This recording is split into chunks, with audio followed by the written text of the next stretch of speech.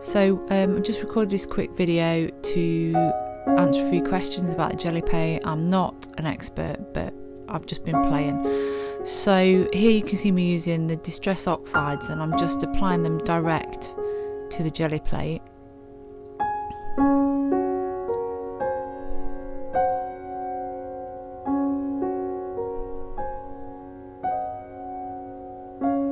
And then I'm just using some clear gesso, this is Art Basics clear gesso, on a brush and spreading it around onto the jelly plate. And I've just dropped my brush in some water while I'm working, and then I'm using my brayer to spread the clear gesso onto the jelly plate. And I'm just cleaning my brayer off on a piece of scratch paper. And these laser cut sheets of thick paper are from B&M Bargains, £2.99. You get 4 lots of 4 designs. I don't bother cleaning mine between each use, and the paint builds up on them and it makes them stronger. So I put a piece of paper on the top and I pulled it off, and I've got a print. So putting that one side to dry, and then I'm going to use another piece of paper to get the ghost print off. And often the ghost print is the one that I prefer. Now I'm sorry that my camera keeps changing the autofocus. I needed to set it to fix the focus, but as you can see, it's created a ghost print there. And then I've decided to add another layer on top to see if we can get off the last bit of the pattern. And this time I've used a De Rani white gesso. It's quite a smooth gesso, it's really nice to work with, not really grainy at all, a bit like the Art Basics. And I'm going to drop my stencil back on. Sometimes you get a little bit of colour off the stencil that you've already used, and other times you don't. And I'm going to put my paper back on, see what happens there. All this is experimenting, not on a jelly plate very long.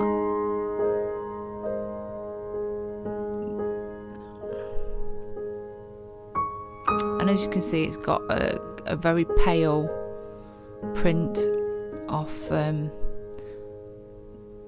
the jelly plate, and I was just seeing whether if I put the stencil directly on, it would transfer any of the paint that was already on there back onto the print. But unfortunately it didn't really. It did a little bit, but not much. And again, I'm putting the stencil to one side to dry.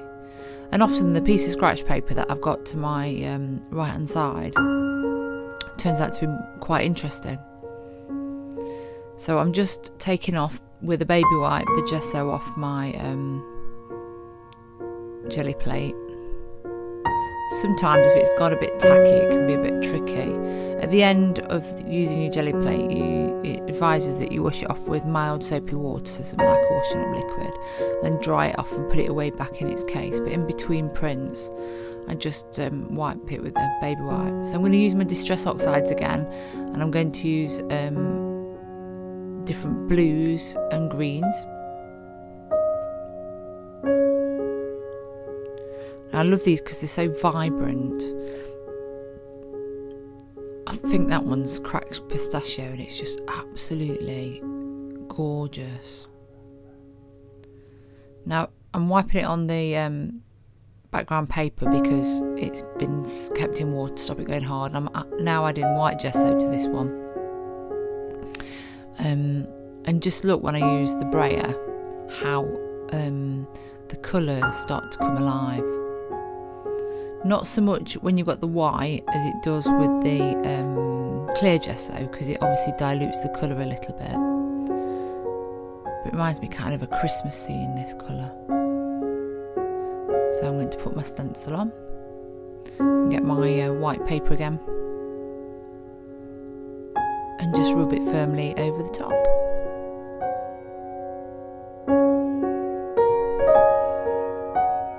Now the key to using a jelly plate is there is no rules. Now look at the colours on that.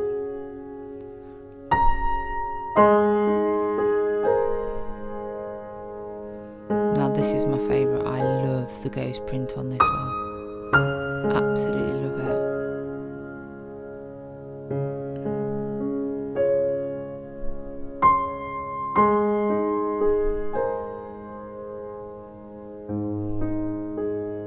And I'm just seeing whether there's any transfer onto my scratch paper that's underneath my table paper. There's a little bit. But as I pull this one off, look at the beautiful colours that you get in this one. Make a lovely background for something.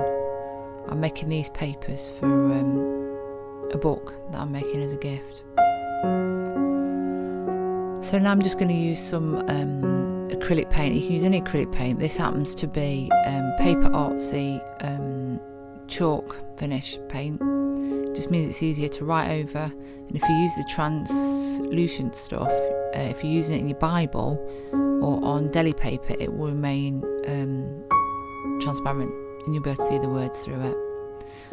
Thanks to Sarah Anderson for introducing me to these. I wasn't sure what the colours were going to look like for this because it could turn into a brown because you've got blues and reds together. So I was very mindful that I didn't want to really mix them up. I just wanted to blend them a little bit. So that's why I'm being quite gentle with it. So I'm grabbing my stencil again and I'm just gently pressing it down, and then I'm going to put my paper on the top. And rubbing it. Now you can braille the top if you want, but I wanted to keep one side of my paper clean and white and the other side with the pattern on, and that's quite a delicate pattern. But then just look at this. Again, I'm just rubbing it, the finished stencil I've just dropped onto my paper, my table covering, and then I'm just rubbing to get the ghost print.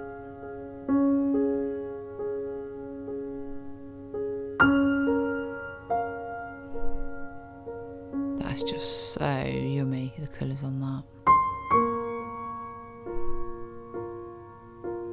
So there is some residue still on the jelly plate, and I'm just seeing whether there's anything that comes off the stencil onto my table covering.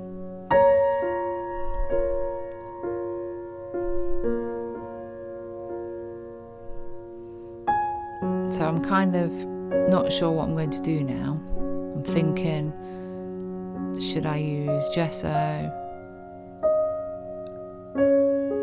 I was going to use gesso, then I decided to use this buttermilk colour, which is an opaque colour, again in the Art Basics artsy, Paper Artsy chalk acrylics again. And this is it's a real good neutral colour. Works well with white as a face colour as well if you're doing Caucasian faces. So what I'm doing now is I'm putting another sheet of paper in over the top and hoping that the buttermilk colour is going to pull up the previous pattern, and you can see it does to a degree.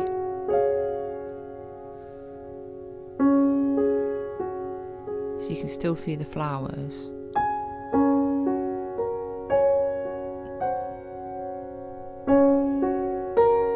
And I've decided to add some white gesso, still on top of the original colours. It's a very thin layer though, not a deep bold layer, because it's pretty opaque, the gesso. And I'm going to put my stencil back on, but I'm just gently tapping it on because I'm not going to put another sheet on top to get a kind of a ghost print, because I've not pressed it down a lot, to go on top of the colour that's already there.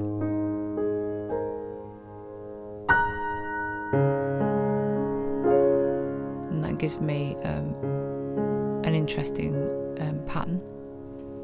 So the the thing is to play. Get your deli plates out, get your acrylic out, try different things, mix things, don't be scared.